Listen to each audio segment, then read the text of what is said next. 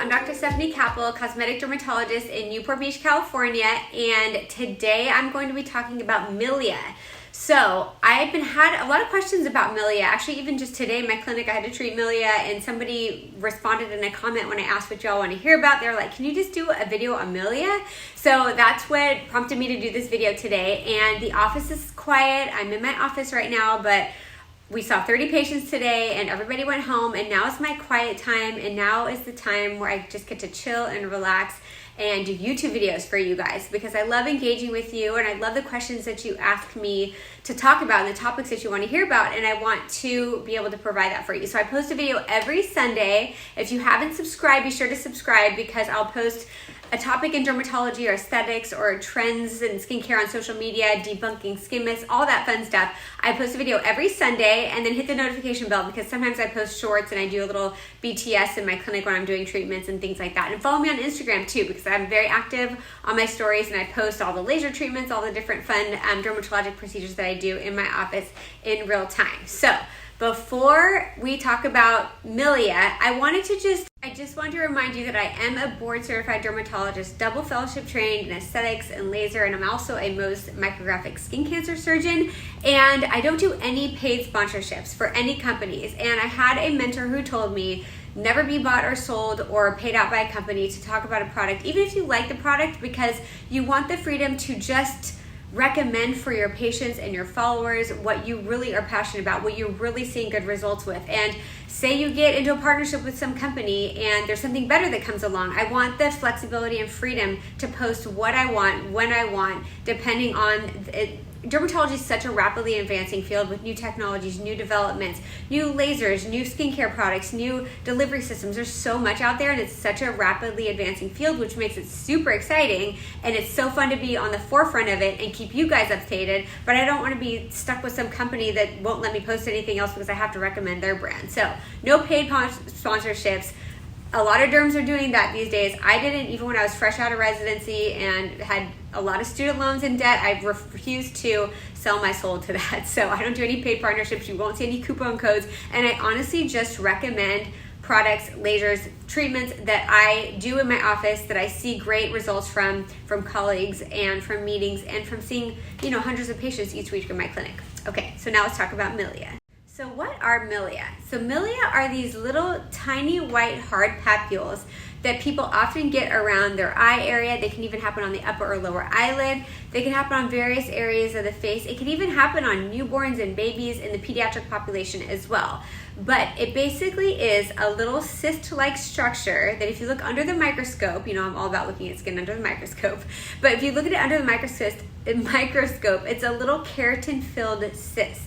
Now, what is keratin? Keratin is the protein that the skin cells make. It's actually what hair, nails, skin all contain the keratin protein.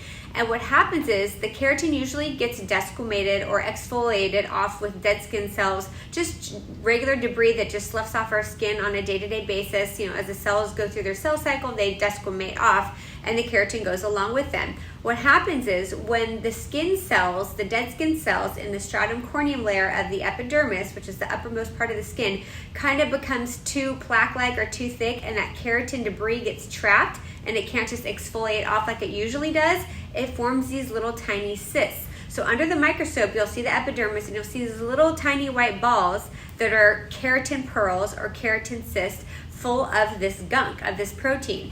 And so many times people will see these little white papules. They almost look like little whiteheads, and they try to squeeze them and they try to extract them, but they're too far deep, or so far deep into the skin.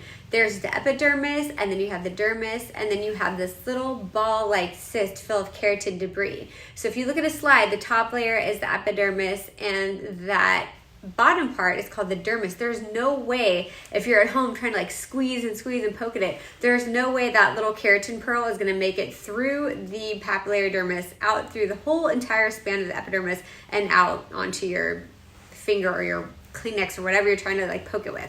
So don't even try, because you're just going to traumatize your skin, and there's no way you're going to get that keratin pearl or that keratin cyst of MILIA out your epidermis. So just see a dermatologist like myself. I use something called a little 11 blade and 2 cotton tipped applicators or a comedone extractor. There's a certain instrument that we can use to safely and effectively remove them. Now, sometimes they occur on the eyelid, and as a dermatologist, I'm also a surgeon as well, so I'm very comfortable with it, but it could be hard for other providers to treat sometimes because, the eyelid skin can sometimes be loose and wobbly, and if you have this little tiny milia there, it's hard to stabilize the skin and get it out. But I can do it because I've been doing it for a very long time, but there's a certain technique that you have to use in the office to excise or incise and drain the milia. Other forms of therapy include cryotherapy, where you can use a liquid nitrogen, which I don't recommend. I feel that's kind of arcane and barbaric and can lead to post-inflammatory hyperpigmentation or depigmentation, so I wouldn't recommend that way. Or a little electrocautery device, which is used to desiccate the milia and kind of de-roof it and allow the contents to be expressed. But I wouldn't recommend that either because that can also cause pigmentary alteration with either darkening or even lightening the skin, hyper or hypopigmentation. So usually just a little incision and drainage by your dermatologist is enough. If your facialist or your esthetician can't, it's a little bit too deep or a little bit too difficult for them to extract. But to prevent them, there's certain things that you can do, but oftentimes milia formation is just a genetic phenomenon. It's part of your blueprint, it's part of your DNA. So if you look at your mom and dad or your grandparents and they have milia, you're probably going to get them too. So there's certain things that you can use to kind of decrease their incidence, but once they happen, it's not necessarily that you're doing something wrong, because a lot of times patients will say, what am I doing wrong? What skincare products do I need to avoid to prevent these from happening? However, there are some skincare products that can make you more prone to milia, although there is a genetic predisposition to forming them.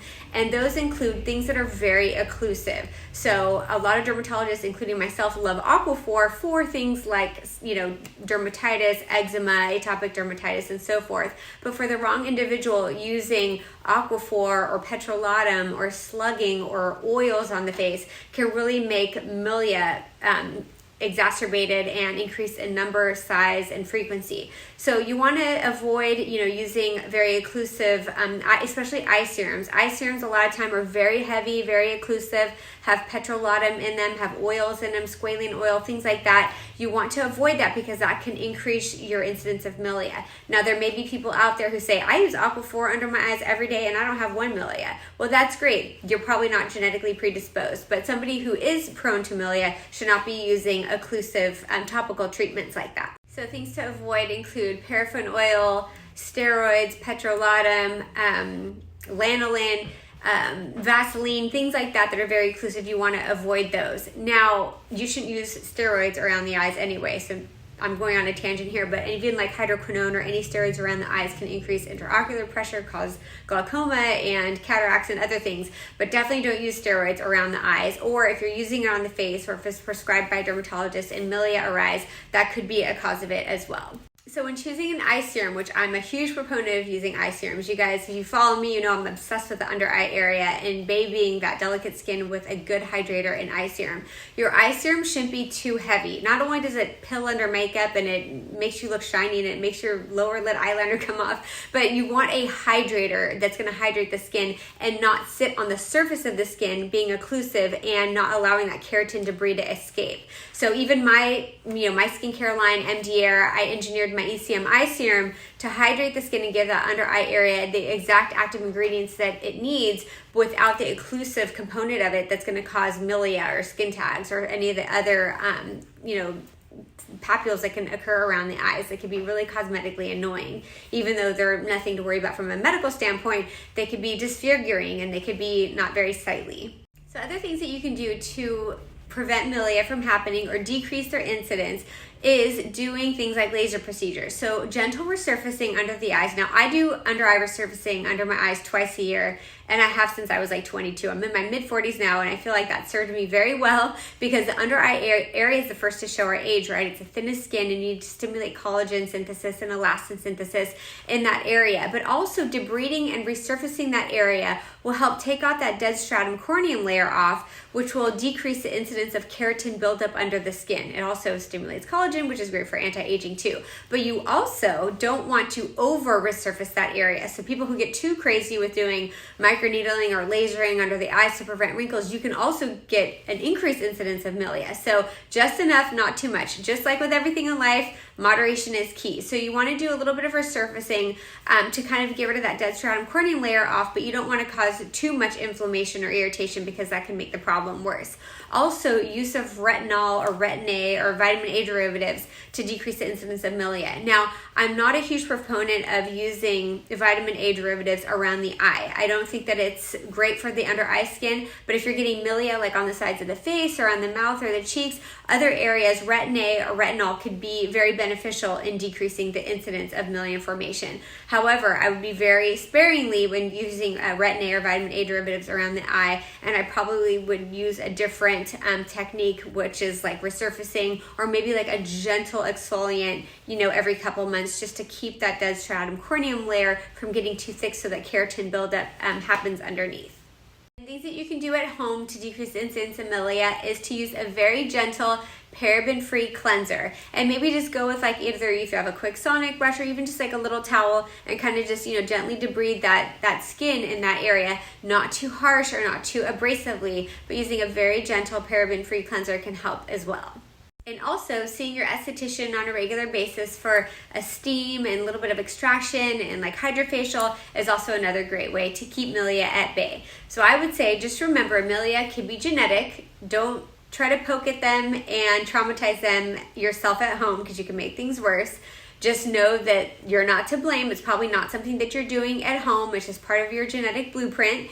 And to know that, you can safely and effectively get them treated if you go to a dermatologist, and you can prevent them by doing things by avoiding occlusive eye serums or thick, heavy, occlusive petrolatum containing eye serums when you're at home. So that's my take on milia. I hope you guys find this useful. Share this content with someone who may find it useful, and be sure to subscribe and hit the bell. Love you guys.